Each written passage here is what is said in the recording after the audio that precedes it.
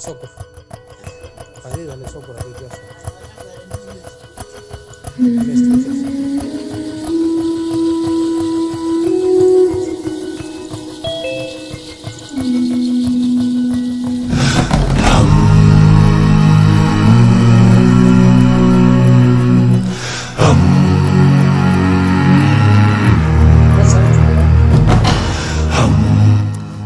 Warm welcome if you're just joining us online.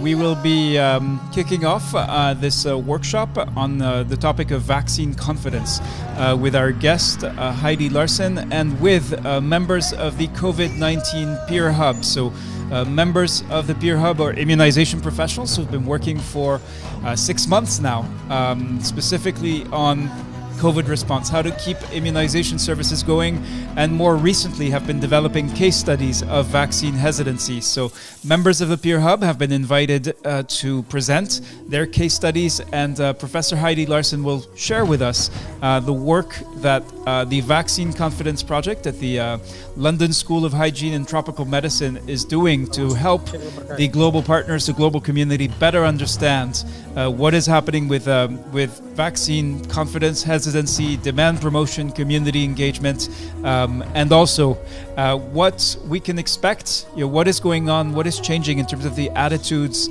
in countries across a population. How are they perceiving vaccines, and what does that mean for immunization professionals? That's what we're hoping to hear and learn with Heidi today. So stay with us. Let's check the counter. We have just 2 minutes before we get started. In the room with me are a number of members of the COVID-19 Peer Hub. The ones we've invited, the ones who have made exceptional ongoing effort to contribute to the Peer Hub, to share their experience. That is who is in the room with us today, and we welcome, if you're watching online, of course, you're welcome to join us. Very good to see you, and we have a minute and a half to go. We can see that, yes, so our dear Dr. Tanushree Mandal, this is greetings all. She's from West Bengal, India, and I must say, in the last, since joining the Peer Hub, she has really not only applied herself, but really been supportive of others working as an accompanist. And good morning to Abu Bakar Mohammed from Nigeria. Welcome to you as well. You're watching on YouTube, and we are, in fact, on all the platforms. So we are on, all right, so we're gonna go live in 45 seconds. Thank you for joining us.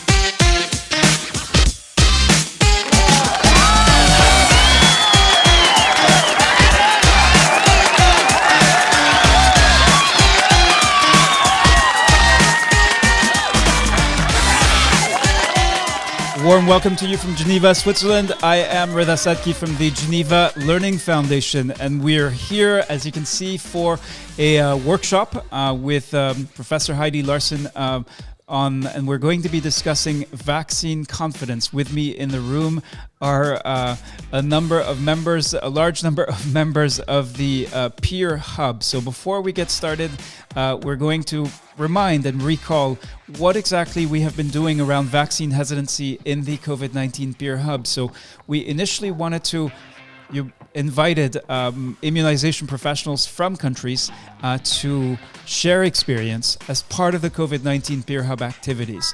And on the 9th of November, more than a large number, hundreds of immunization professionals, you can see the schedule here, embarked in developing a case study.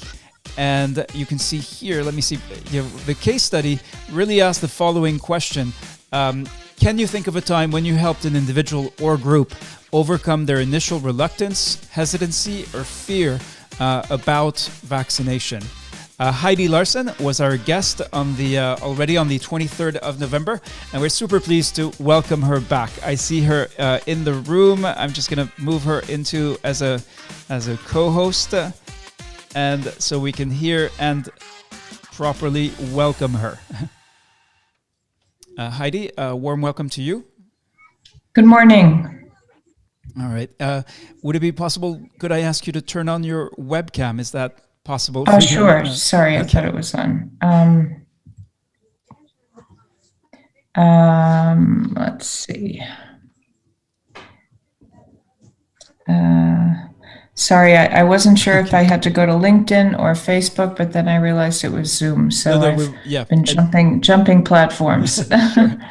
Thank you for for making the jump to the right platform. Yeah, yes. So we're actually, and maybe this is maybe the right time to just explain this briefly. You may be watching us on LinkedIn, on YouTube, on Twitter, or on Facebook. We're live streaming across all these platforms. So watch us wherever you're most comfortable. We're looking at your comments, and actually, I'm going to mark a pause just to acknowledge here. Some of the comments, some of the greetings we've got coming in. So, Beyanwu Peters from Liberia, welcome. I would say welcome back, Beyan. I know you were with us on yesterday's event, and we have a busy schedule this week. Dr. Wajid from London, welcome to you as well. Samuel, also from Liberia. Yusuf Kabir Bunawa, who says it's very important to take some people to getting the work like and others we do. Okay, I'm not sure I understood that, Yusuf, but you're welcome to follow along. Iyad Abdelgadir says greetings and thank you for this interesting topic, how to boost confidence. What is the psychology of hesitancy? And then Dr. Tanushree Mandal says, will be great to hear from Heidi. Before we get started, Heidi, could I ask you, what did you retain? What did you take away from the event that you contributed to on the 23rd of November? What's your recollection of that? Was there anything interesting or surprising that you heard on that day? I have to say so much has changed since then. Okay. I think the thing that I find the most encouraging is just the innovation going on at a country level, and just the extraordinary work and efforts that are happening. I think, COVID has pushed us to look at things in different ways. And I think despite all the stresses and problems that we've faced in some ways, I think we are going to be bringing into the broader field of vaccination new innovations and new creative ways to address pretty difficult situations. Great. So we have Bella Dora was one of the first to join the room, and so we've asked Bella to present her case study. So the product of 4 weeks of work. I'm going to put some questions up on the screen, even though the actual rubric, so the guidance for which Bella used to develop her case study had more questions than what you're seeing here. But just to give you an indication, Bella, good morning to you. Can you remind us where you work, where you are connecting from? Hello Reda, hello Heidi. I'm calling from Indonesia. I'm working with international NGO right now, but I was involved in vaccine introduction in Indonesia in 2018. So at the time, the new vaccine introduced was measles and rubella. The activity was held in 2 phases, one in 2017 and the second phase was in 2018. I joined in the second phase. At the time, I was responsible for monitoring the vaccine introduction program in 3 districts in South Kalimantan, Indonesia. And at the time, the challenge was about vaccine safety, because it's a new vaccine and not many people or parents were familiar with rubella disease, and they haven't seen many children affected by the rubella, so that's why I think the main concern was about the safety and about the adverse reaction from the vaccine. So uh, the event I came through was when I was visiting elementary school with an immunization officer. Uh, uh, Before that, the immunization officer said to me that she received a threat from parents who refused to give their children vaccine, measles and rubella vaccine, because the parent heard from the neighbor that there are there were children who had to hospitalize because of the measles and rubella vaccine. So at the time, she said to me that she afraid of conducting a meeting with the parents again because of the threat she received before. So I went with her to this particular elementary school, and I already asked the school to arrange a meeting with the parents and the school principal. And at the time we have a Q&A session after the immunization officer explained about what is the vaccine and how it will benefit the children. And during the Q&A session, I concluded that the major concern was about the vaccine safety, and the main issue they talked to us was about they heard news spreaded from the social media that during the phase 1 of the vaccine introduction in 2017, there were 1,000 children died due to the vaccine. So at the time, after I observed the condition of the parents, I saw that many parents bring a smartphone with them. So I asked them to connect to the internet and open Google, and then I help them typing a keywords like a measles rubella vaccination program in 2017. And at the time, I asked them to find whether there was news spreaded in the internet about the death of 1,000 children in 2017 due to the measles rubella vaccine.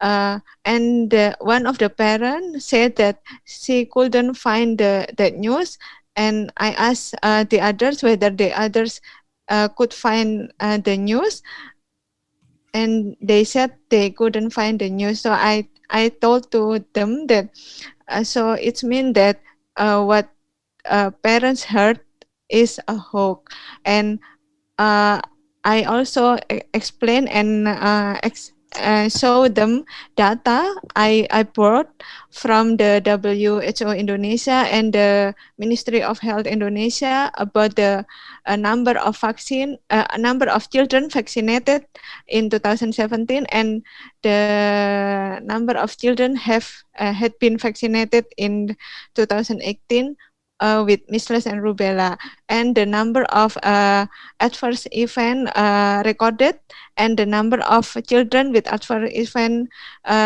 need hospitalized in Indonesia. So at the time, I asked parents to think themselves whether the number of children need hospitalized due to adverse reaction is was more than children that are healthy after given vaccination. So the parents said that and realized that, oh, so the number of adverse reaction is only a little and it's not too dangerous and not many cases require hospitalization. So at the time, from the 40 students available in the room, we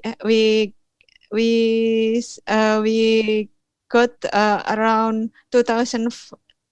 We got around 25 students vaccinated, while the others, the other student parents said that they would like to wait for their friends condition after vaccination. So I told the parents who are not allowed the children to get vaccinated to, yes, you can wait and see the children who get vaccinated, and if if they are okay, they were okay, you can get vaccination as well right now, or you can go to the health facility soon. That's what I can say. So Bella, I think from my reflection was because parents are afraid of and concerned about the safety of the new vaccine, and they were not familiar with what is rubella disease and what the complication of rubella that need parents to aware and get vaccination for the children. Thank you very much. Bella, thank you very much. So you wrote up this case study, you received peer review feedback from your colleagues, and your case study is one of 750 stories that have been produced in the last 4 weeks by participants of the Peer Hub. Now, you shared a lot of detail, and that's good. For me, it was a bit hard to understand exactly how it turned out. Let's go to Heidi Larson. Heidi, you have, I imagine, have spent a lot of time collecting and listening and interpreting and making sense of stories around vaccine hesitancy, confidence, demand promotion, community engagement. When you listening to Bella Dora's narrative, what did you hear? What are the questions you would have for her to help make sense of this story, and what can we learn from a story like that? Well, the first thing I would say was I thought, thank you, Bella. I think you were very creative, innovative, and I think the most important takeaway from Bella's story is that she involved people. It wasn't just giving them a message. She brought them to sit down and do the Google search, not to do it and hand them the results. So by participating and doing that themselves, and similarly, to be doing testimony and following the ones who did get vaccinated, I think the most important part of Bella's story is the way that she involved people in the decision making and in getting the alternative information themselves. Because one of the drivers we see that's really important and we're not doing enough of is that kind of mutual engagement to make these, they need to come to that conclusion themselves. And that was actually a really excellent way to do it. My only concern would be that they would then take Google as gospel truth. And then the next time they go to Google to search something, they could also find some pretty negative and fake news. So I think we should be a little careful. While I think you did an excellent approach, I do think we should remind people, even when they go to Google, they also may find some pieces of misinformation. So I think the other point is make sure that you get additional source of information from trusted sources. And the vaccine safety net that's hosted by WHO, but is actually a broader network of trusted websites and whatever, is one example of a place for people to go. Yes, thank you very much, Heidi. I will note it. Thank you, Heidi and Bella. Let's have a round of applause before we go any further. And again, the whole point of this exercise in the COVID-19 Peer Hub was indeed to hear the voices, to really listen to the voices of people from countries and how Immunization staff, in fact, are dealing with hesitancy every day, figuring out, having to problem solve on the spot, figure out what to do and how to do it. And this is what we're listening to today. We do also want to speak with Heidi. The Vaccine Confidence Project at the London School of Hygiene and Tropical Medicine is leading this global research to better understand what is happening with population attitudes towards vaccines. And we have here a comment from LinkedIn from Mohammed Hamayoun. So he wants to know, what are the basic steps to address the situation with hesitancy, regardless of the reason? So we'd all like a sort of recipe book, a cookbook. Here's what, do this, and you will mitigate, prevent vaccine hesitancy. What would be your answer, Heidi Larson? What is the complexity involved? Why isn't there like a one-size-fits-all solution to the vaccine hesitancy problem? And then with respect to the research that is being carried out by the Vaccine Confidence Project, what is changing? What are you seeing in terms of attitudes and behaviors in the countries that you're researching that could be of interest to immunization professionals who are dealing with this on the ground every day? Thanks very much. Well, I think we don't have one size fits all because we are not one size fits all as populations. Think of it like clothing. There are many different sizes. People have many different tastes and colors, and it's one of the joys of our communities is to have diversity, but when it comes to people's sentiments, feelings, anxieties, that's very different. It's very different at an individual level. It's different at a community level. Different communities have had different histories that are making them sometimes more hesitant. In India, there were places that had experiences of forced sterilization. So sometimes these anxieties about sterilization and rumors come from they're not crazy. They're reasonable. There's, experiences with certain minority communities that have histories of either abuse or not getting the access to main services. So there are sometimes deep-seated, genuine reasons for their hesitancy, and we should have some empathy and respect that. But at the same time, try to work with them to come to a story where they actually get to move on to some contemporary positive stories. What was the second part? I remember the one size fits all, but so the global, what is the Vaccine Confidence Project learning about what is changing with respect to attitudes in the populations that you're studying, attitudes and behaviors about vaccines, keeping in mind that our audience here, the people in the room here, are immunization professionals working at national and subnational levels in many different countries. What would be the three sort of key insights about what is changing that could actually be helpful to them in the work that they do every day in terms of what to expect from the from the families that they serve in where they work? So this is experiences presumably with non-COVID vaccine that could be relevant to COVID? Yes. Okay.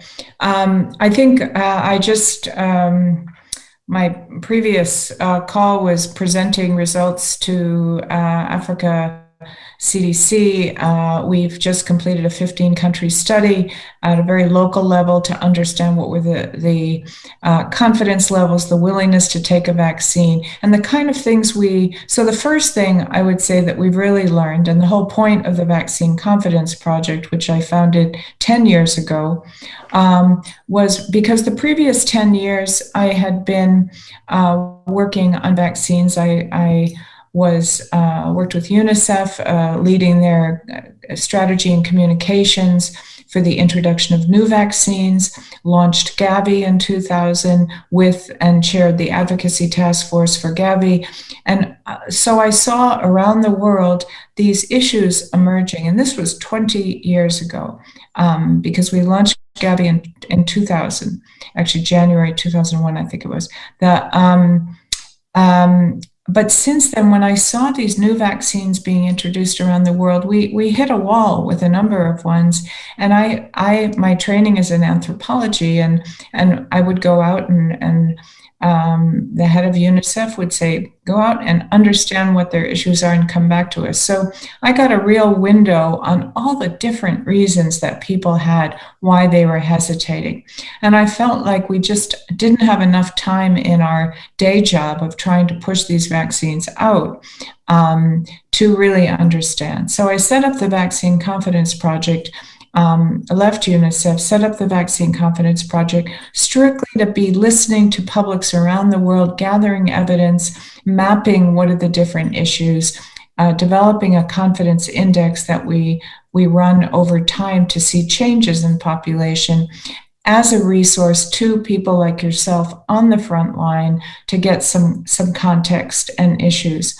So what we're doing with Africa CDC is in these 15 countries, for instance, trying to map what are the current population sentiments around vaccines. What are the reasons? And we found that some of them are misinformation, but actually confidence and safety is the bigger issue. And that within that, some of the same dominant questions we were hearing around Ebola are coming up. Well, we're not sure that COVID is actually real. Should we trust the vaccine or who's providing it? Is it going to work? A number of different issues. I haven't seen anyone get sick enough to really, that could have been something else. And then some of them thought the vaccine was made too fast. Some of these perceptions are actually, we're hearing in Europe and in US. In Australia, in other countries. So it's not uniquely an African thing. So I think that understanding the sentiments of the publics you're going into are going to be absolutely crucial. And who is their trusted advisors. We also do mapping of which social media platforms are the most dominant ones. Because in some countries, there's a lot of people who use Facebook. In other countries, there's almost none. They rely on WhatsApp or Twitter or VK, the Russian-speaking one, or Weibo or WeChat, or there's a multitude of newer platforms out there too. So we try to understand where do people get their information and make sure that this communication and engagement is very much based on the reality on the ground. And the next thing is, and you've probably heard this from other speakers during the week, is the absolute importance of co-creating locally with the particular communities you're working in. And I think right now, in terms of the COVID vaccine, which is not, it's about to be, I believe in Indonesia, they'll be rolling out. We're at baby steps. We're at the very beginning. So you have time to understand, the audience and start to get more awareness out there, because you don't want to wait till the day that the vaccine arrives. You want to know what the questions are, where the issues are, who has the hesitancy. So I think that kind of co-creation, find out who actually is enthusiastic about these vaccines in the communities that might be hesitant, and let them be your local leader. But get a network of your locally, mobilizers, as it were, partners who are willing and want to be the one to motivate their peers, and make sure they have the right information. Make sure that you're constantly engaging them, and already be building the relationship with the media, which I'm sure you have in all your countries, depending where you are. But don't wait for a crisis, as it were, and listen for any issues. This is brand new virus. These are brand new vaccines. Rumors are really important. They're not just bad. Rumors are a valuable source of information. Think of it that way. Great. Thank you so much, Heidi. So we are now at the 25-minute mark. We're going to turn to Ibrahim Mohammed. Ibrahim, would you like to unmute? And I know you are having connection issues, so I'm hoping you will be able to hear your case study and ask Heidi Larson for feedback and insights after having listened to you. Ibrahim, are you there? Are you able to speak to me, please? Yes. Hello? Yes. Ibrahim, the floor is yours. would you like me, so just as a reminder, these are the questions we really want, and please be synthetic and summarize to get to the point of what was the incident that happened, what was your role, what actions did you consider, if you had the conversation, what were the words that you used when speaking to the vaccine hesitant individual or group, how did it turn out, who or what helped you, was there anything that surprised you? These are some of the questions I know you put into your written case study. Now we're looking forward to hearing it and as well as Heidi Larson's feedback. The floor is yours. Well, thank you very much. Good morning, good afternoon, good evening to everybody. My name is Mohamed Ibrahim. I work as a surveillance officer in the Ghana Health Service, Upper East region of Ghana. Yeah, by introduction, I have been involved in vaccine introduction. However, that wasn't the time I encountered the vaccine hesitancy. So, of course, I would like to go to the period at which I encountered vaccine hesitancy. And this took place not in the era of COVID-19, but somewhere 2005 in the sub-district I was posted to. So in my sub-district, when I tried to take the profile, I came across a family of about 6 houses who actually were led by their family head, extended family head, who was a traditional herbalist. And before the other family members could take any decision, they needed to consult him. So he took the decision that their children wouldn't be vaccinated. So I initially tried to approach him, but when I didn't succeed, I have to go back and plan. So I came back with a community health volunteer to meet the head. And the reason for their hesitancy was that their children do not come out of their houses until the children are able to walk out by themselves. And so if you needed to actually have the children vaccinated, then you either have to get them inside their houses or they forfeit the vaccine. So what I realized was that officers actually at the time weren't able to engage this family enough. So I realized inadequate community engagement was actually the issue.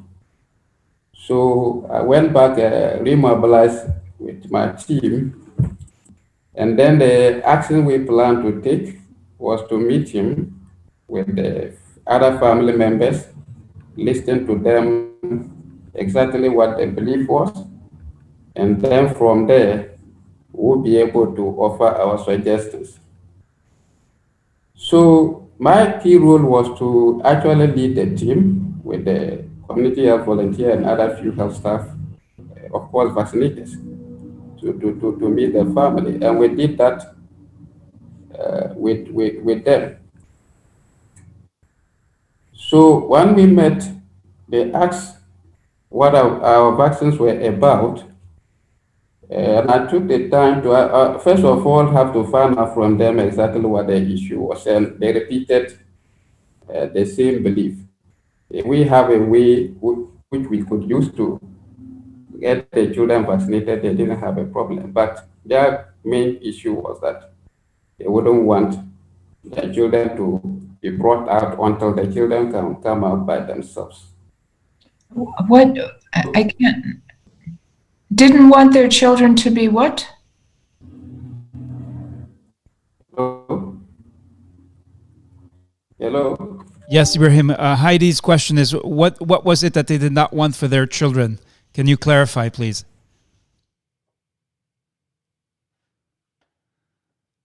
All right. Since they have their herbal medicine, that is what they use for the children, until the child himself or herself is able to walk and then come out of the house.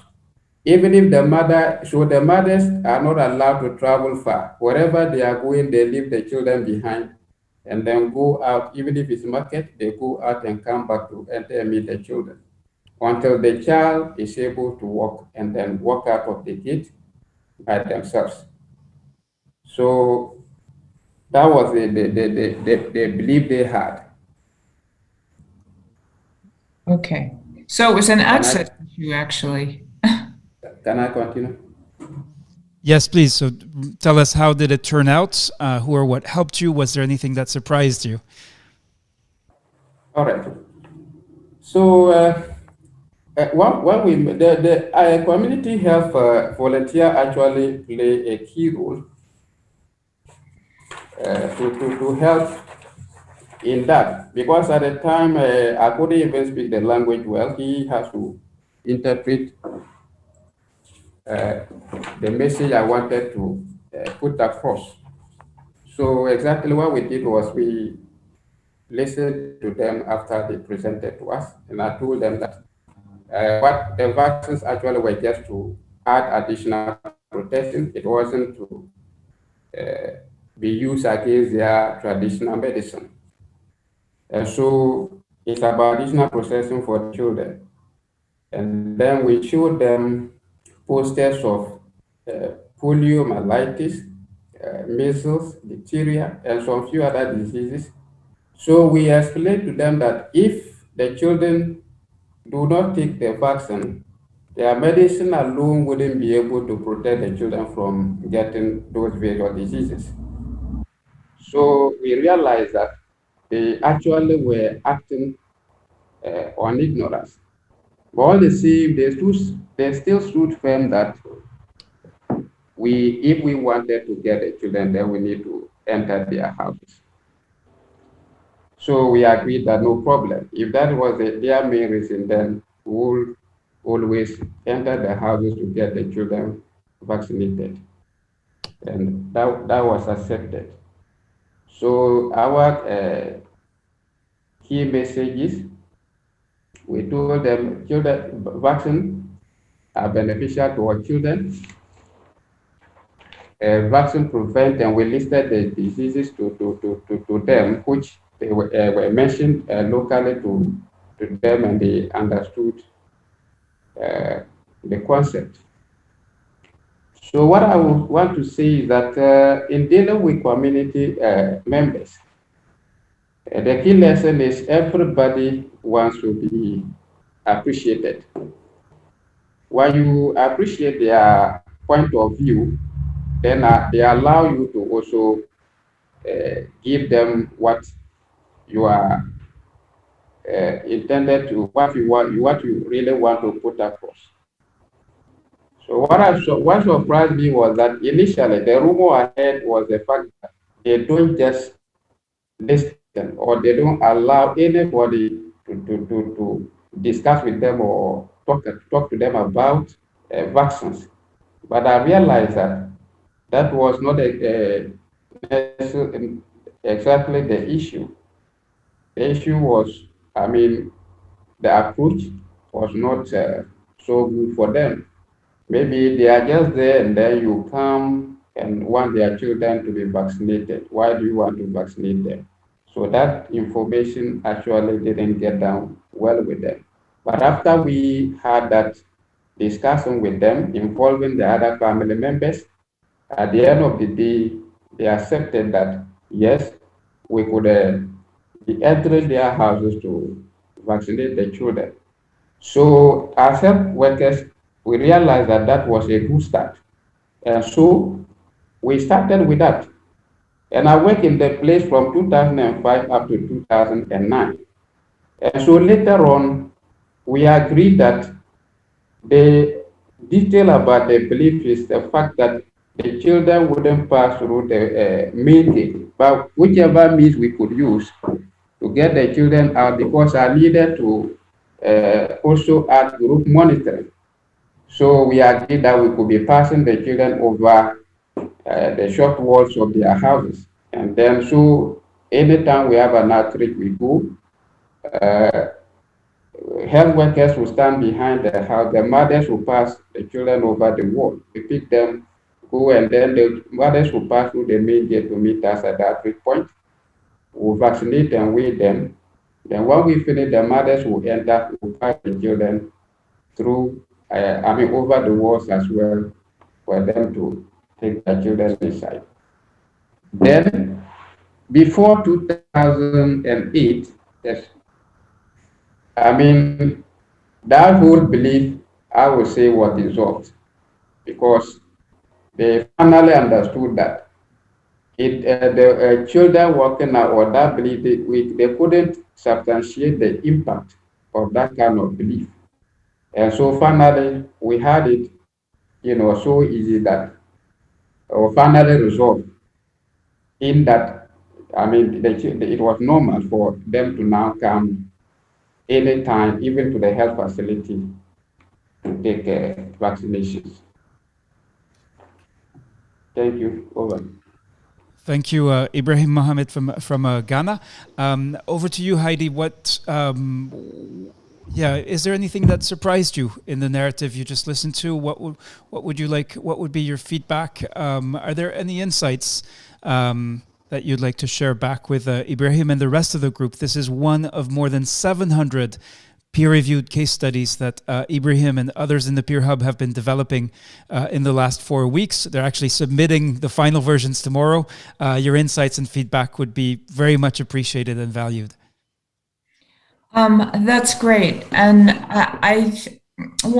what I was thinking of when I was listening to you is a similar situation that we had faced with polio in India, in a state, Uttar Pradesh, where people were saying they weren't vaccinated because of rumors of sterilization. But when we finally actually sat down with some of the most resisting communities and talked to them and say, are there any other things that are to go beyond the rumor, to say, are there other things that are concerns you have or issues? And it turned out that actually the real reason that they weren't happy about the polio vaccination was that they said, we don't want men vaccinating our children, and we particularly don't want them coming, men or women, coming from Delhi, which is the capital of the country, to our village to be vaccinating. We want local people, and we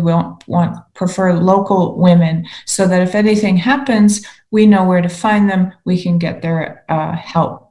So just again, similar to what you were saying, once you hear their concerns, and that becomes more of a logistics issue, an access issue, that it does mean you have to change your strategy a bit, but that's worth it because it also builds trust in the sense that they feel like you heard them and you're addressing their concerns. So by changing to local women in the community, the vaccine rates started to go up.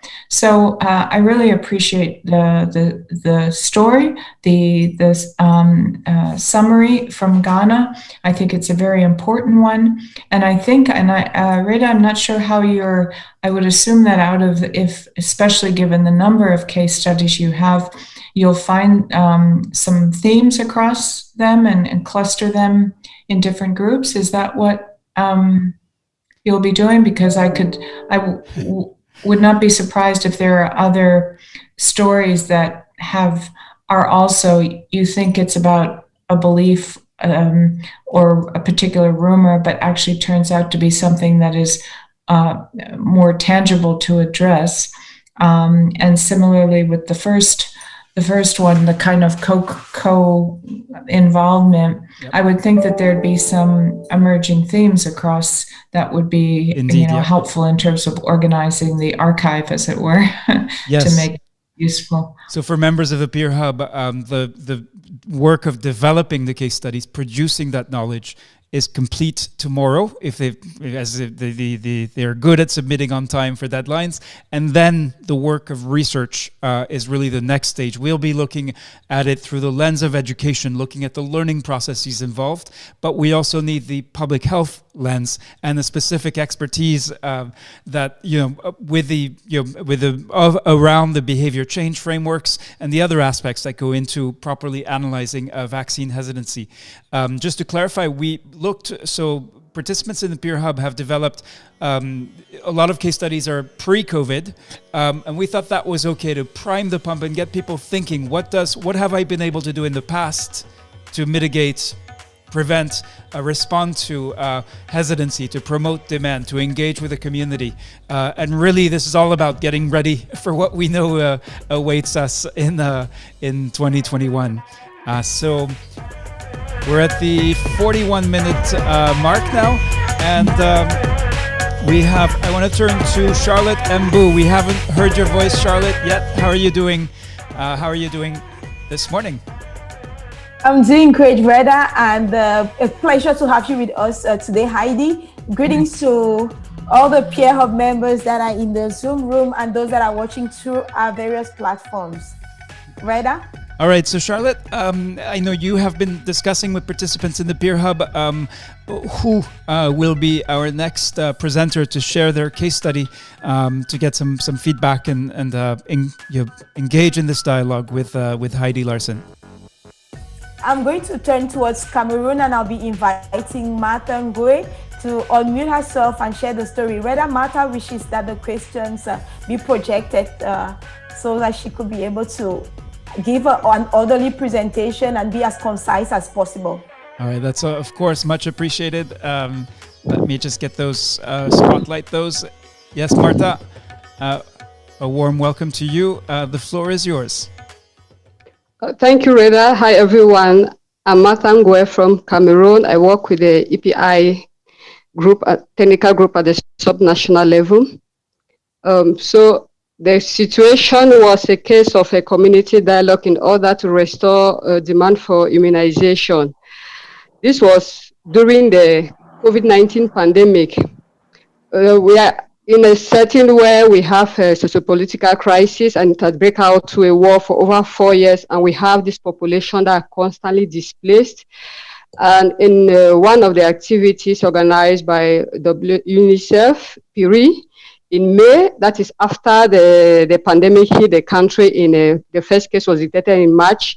This PIRI was organized in May in some of the districts that were considered the safe havens for these internally displaced persons. So I happened to be one of the supervisors in one of these districts. And in one of these districts, there is a whole community health area that has over 300,000 inhabitants. And we realized that because the PIRI was organized for 3 days and there was supposed to be social mobilization 3 days prior to this PIRI, but on the day of this, we realized that there was some hesitancy in the field. So we had to engage. The staff of the leading health facilities there, the public health facilities, and also the 6 social mobilizers that were assigned to mobilize this health area. So the specific actions we took was that because we realized that social mobilization was poor, we had to halt the activity. And then we had to invite stakeholders such as the 21 quarter heads that made up that community, some other influential members of the community, some other caregivers like mothers. And then because of the crisis, we have, in quotes, emerging leaders, those of the opposing side, who believe that the government does not have anything to offer them that is good. The main reason for the hesitancy was that because they think these people think that they are being marginalized, they have to cease from the current countries and create a country of theirs. And so they thought that these vaccines have come so that they should just, it has been intoxicated with the COVID vaccine virus. And so they want to use that so that once they are being injected into their children, it can also infect the other members of the community. So we had to we look for a day, we had to postpone that activity to a further date and sat with all those stakeholders I earlier mentioned, and we came to a conclusion, and they realized that it was the same vaccine that they have been having even before the breakout of the war. So even to convince them, we have to call two of our colleagues whose children were eligible to take those vaccines, and we have to vaccinate the children right in front of them. And so this is how it became successful. So we worked with members of the community and also some health personnel from health facilities around that health area. And the surprising thing is that all the 21 quarter healths and mothers and emerging leaders became social mobilizers for that activity. Thank you so much. Over. Thank you, Marta. Heidi Larson, you've just heard a summary of Marta Ngoe's case study. Would love to hear now your thoughts and follow-up questions, as well as insights that could be helpful to her and others who've worked on these case studies. Sure. Thanks very much, Marta. I think the strategy, again, of involving the people that are in the situation, in the solution, as it were, was really great. And I really like the fact that the mothers became the social mobilizers. I think I always say, start with the willing and let the willing lead. And I think you really captured that very well. I don't have many questions because it was pretty clear, but I do think it was a great approach. I think it might need duplication in different settings, but I think it was a great solution to the extent. Not all mothers. It depends on the cultural setting. In some cases, mothers are more restricted they can do outside of the home, depending on the cultural setting, because sometimes they're more. The fathers are not so happy about that, but if it's allowed, I think it's fantastic. Thank you, Heidi Larson and Marta Ngoe from Cameroon, who shared her case study. Charlotte, back to you. I know that, and actually Heidi pointed out that Burema Kabore has had his hand up for a while. Who is our next presenter? All right, so Reda, I just think we are going to, because of his persistence, I think we are going to let Burema to take up the floor now, and then later on we'll go back to my very last presenter for the day. All right, Burema, over to you. We only have 12 minutes left in this workshop, and we know how busy you are. Burema, the floor is yours. Okay, thank you, Reda. Thank you, Charlotte. Thank you, Heidi. I'm Burema Kabore. I'm working at national NGO level in Burkina Faso, but I'm a former health facility level in Burkina Faso in a village in the Boucle du Monde region of Burkina Faso. Donc, my case is about a refusal to vaccinate the vaccinate children in the community. It is before the COVID-19 pandemic, and it was about the year 2000, where I was the health facility manager. Okay, and we were about the national immunization day in Burkina Faso, and it was co-organizing in West Africa countries, and every country, every community should have its children vaccinated as well. Okay, and when we start at the third day, we noticed that there is a community who refused to vaccinate the children, and it was reported to us by vaccinators. My role was to investigate the case, to know what is the reason and who are the stakeholders in this situation, and how to follow up to make sure the crisis is over, and to follow up to make sure after the crisis people are getting vaccinated, including in routine immunization. Okay, so when I get the situation where there were many options, we could maybe force people to get vaccinated. We could sensitize them, but we chose to combine sensitization, including involving all stakeholders, and show to the community that if they refuse to vaccinate their children, we will report the situation to our management at district level. Okay. So what I do there, I show them key messages, telling them that polio is I mean, it is a great disease who will handicap children for their life. So it is for that reason each country in West Africa was engaged, and I don't understand why their community they get engaged, they refuse to get their children vaccinated. Also, I said that even the prefect was engaged. I was the children, because we were in the same ethnic group, and I used local language to show them why they had to vaccinate the children.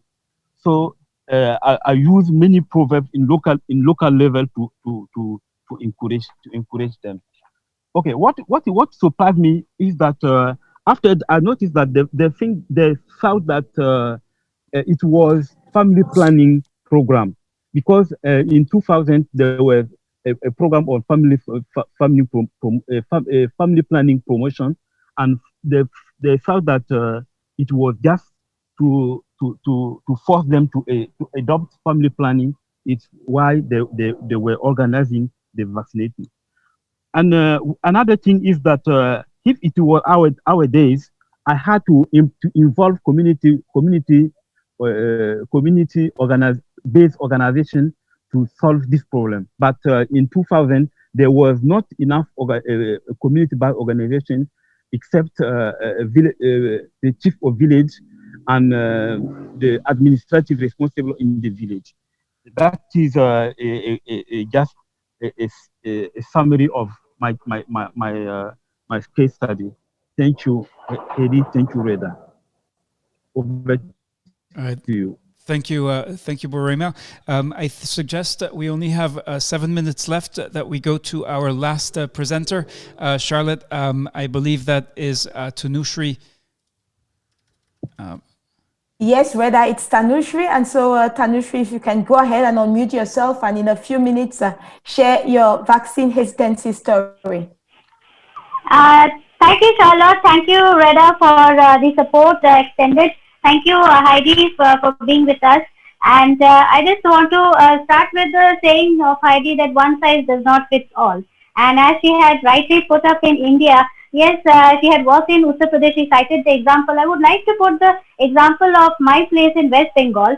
Well, at that time in 2011, this is a case of poliomyelitis vaccine.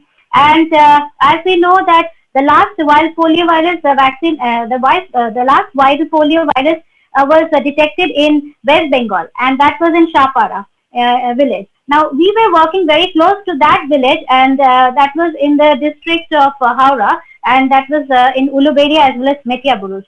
Now, what happened is that this was the Muslim community, and as you know that India is having a 50-50 population of Hindus and Muslims, and there was an isolated event of adverse effect following vaccination, AEFI, in one part of the country, and that actually spread like fire to the other parts of the country. So there were, isolated pockets of resistance in Uttar Pradesh, in Bihar, in West Bengal, So I was working in West Bengal, and the representatives of the partner organizations like WHO, UNICEF, who were working, they actually collaborated with the Ministry of Health as well as Department of Health and Family Welfare, and they pitched in all the public health professionals and medical faculties from all the institutions in order to convert this resistant cases to one of acceptance. Now, what we did is that we went for a brainstorming, and we wanted to see what really happened. We made a SWOT analysis and a PESTLE analysis, and we wanted to, find out ways, one after the other. We had a plan A and plan B. So first of all, where I was put, I went into the village, and for the first day, I made a survey of the whole thing, and with the help of the representatives over there, I got to know that there was a particular family in the village who was basically causing this uproar because he was a religious leader, and he was motivating the other people not to go for vaccination of the child.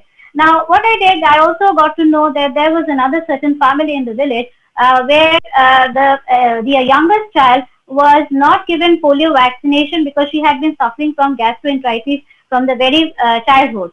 So the other two children, they were normal, but because she was denied giving the polio vaccine, she was suffering from, the escalating physical disabilities.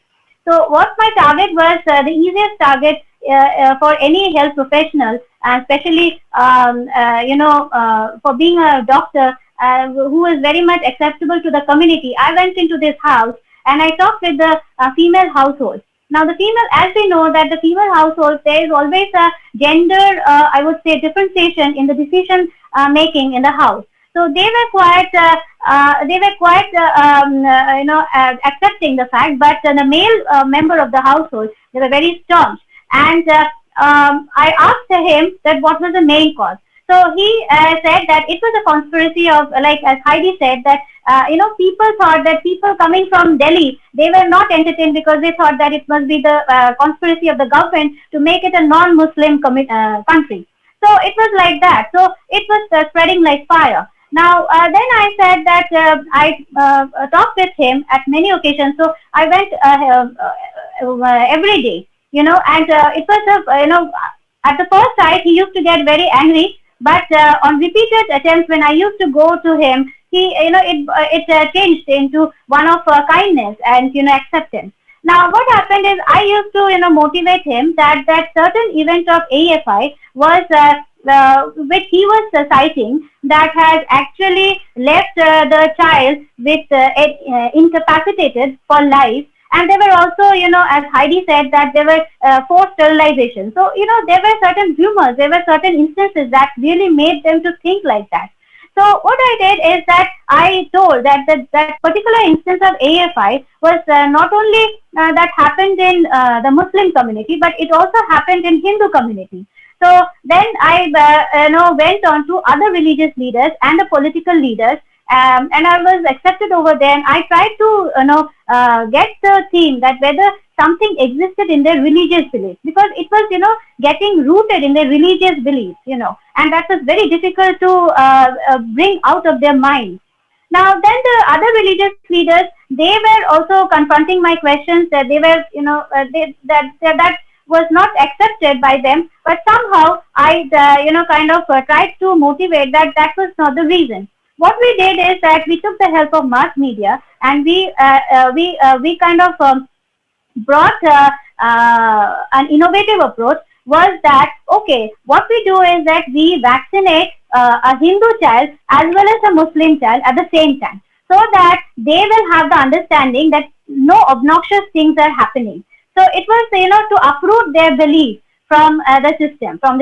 So what we did is we went ahead with this innovative thing, and we did it on the same day, and we made it think that okay, things were different. Also, the child who was suffering from paralytic polio, that father of the child, he also was kind of campaigning that because the child was not been given polio vaccine, it has suffered like that. So it is not a suffering of the child, also the family and the parents and the community.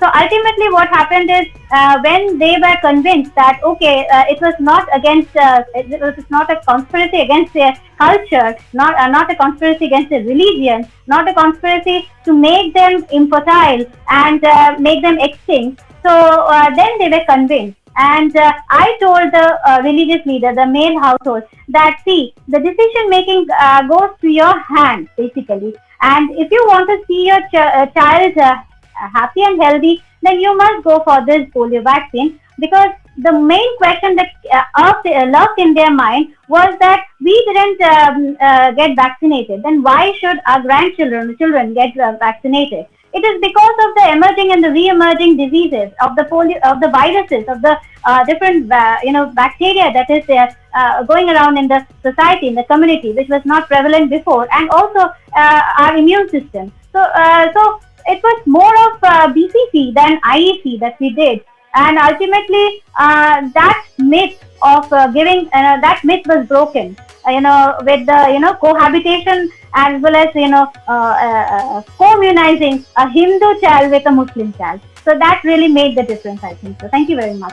Thank you, Tanushree. We are now over time. Thank you. I hope, Heidi, that you're able to stay a few minutes, because, of course, the whole point is to ask for your feedback and to share your experience and expertise in this area at the Vaccine Confidence Project at the London School of Hygiene and Tropical Medicine. You heard two narratives, and I know that we could have invited you to give us an amazing 1-hour lecture on vaccine hesitancy. We chose to invite you in order to listen to a few of the more than 700 case studies that members of the COVID-19 Peer Hub have developed. So would love to hear first your specific feedback on the final two stories that you heard, and just do you believe this? Yeah, what are your takeaways from a very small sample of a very large amount of knowledge that has been developed and peer-reviewed by members of the Peer Hub? Great. I'll be quick because I also have to jump on my in the next meeting. But one, I just overwhelmingly congratulate you. This is a fantastic initiative, and I really look forward to learning more about the archive of 700 case studies in any way I can help think through how it can translate into useful learnings for others. Let's see. Just starting with the one with Dr. Mandal from Tanushree, I think this is fantastic. This was also a challenge in other states in southern India, this anxiety as the government becomes more pro-Hindu nationalist, minority groups get anxious and concerned. So I think this strategy of getting both sides there together, but I think this is important to already anticipate. When we do have a COVID vaccine, these learnings already have them in your archive of, coming forward with that kind of equity, cultural equity. With Borema, I think the same thing, this getting the ethnic group, the same language, the local proverbs, is all fantastic. I really don't have anything else to say, except it's been a great opportunity. It's made me even more enthusiastic about looking through the collection, and then we'll take it from there. Great. Thank you very much. Thank you so much, Professor Heidi Larson from the Vaccine Confidence Project, for joining members of the Peer Hub and listening to the sharing of their experience. That's it for this session. So, but that's not all. This afternoon, tune in for part 3 of the mini-series on sero surveys. But first of all, a round of applause for our presenters, for members of the Peer Hub who've worked for 6 months on top of their daily duties in order to progress against the pandemic and to connect with others in these new ways. Yesterday, we had the COVID-19 vaccine introduction workshop with Anne Lindstrand, who's actually the person at the World Health Organization, a Swedish doctor whose job is now to lead for WHO the introduction of COVID-19 vaccine across the world. Whether you are watching us on LinkedIn, YouTube, Twitter, or Facebook, you can find that workshop. You can find the recording of this one if you join sort of midway. And this afternoon, in just under 2 hours, join us with the International Vaccine Access Center and Johns Hopkins School of Public Health. We have some must-see television if you're interested in sero surveys. We'll be looking. This was part 2 is already available. You'll find it on our platforms. But part 3 we're doing today again with IVAC. That's it.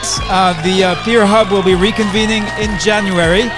So Peer Hub members know what they have remaining left to do, which is to submit the final version of their case studies.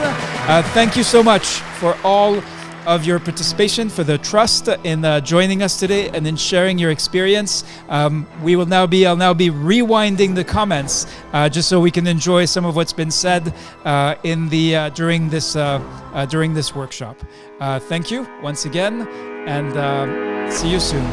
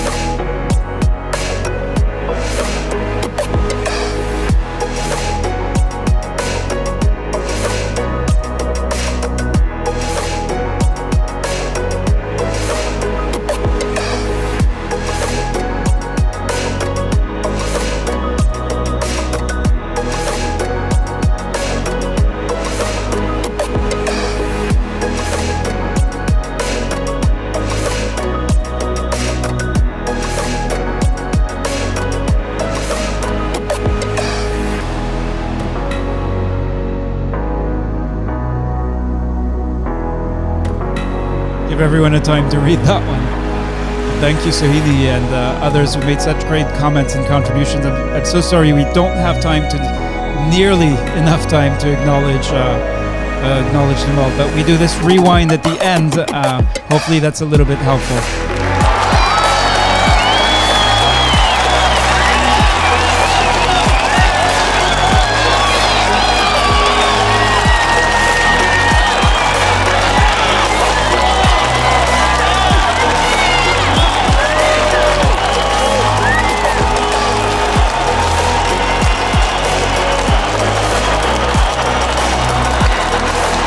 Thank you to members of the Peer Hub and to all those of you who joined from across the world, across the different platforms. And see you soon. And get ready if you work in immunization. We know what is ahead of us after a very challenging year. Thank you and goodbye.